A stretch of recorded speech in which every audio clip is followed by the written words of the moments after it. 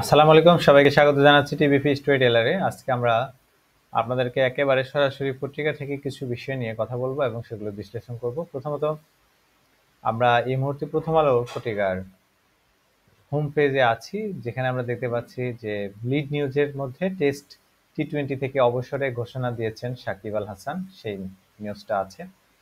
মানে এখানে যেটি বোঝাচ্ছে যে বাংলাদেশে এখন এই মুহূর্তে এই খবরটি গুরুত্বপূর্ণ।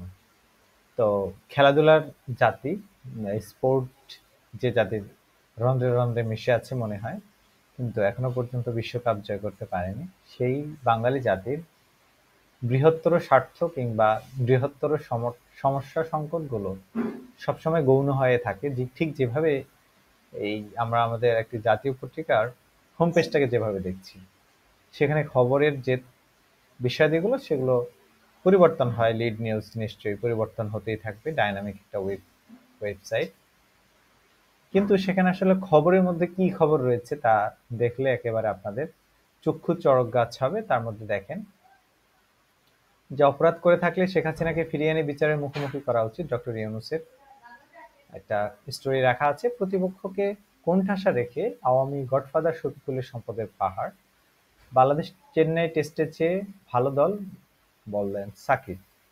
সাকিবের দুটো স্টোরি দেখা গেছে যে লিড নিউজের মধ্যে রয়েছে। ভূমি এবং কৃষি সংস্কার আলাদা কমিশন গঠনের দাবি 11 সংগঠনের।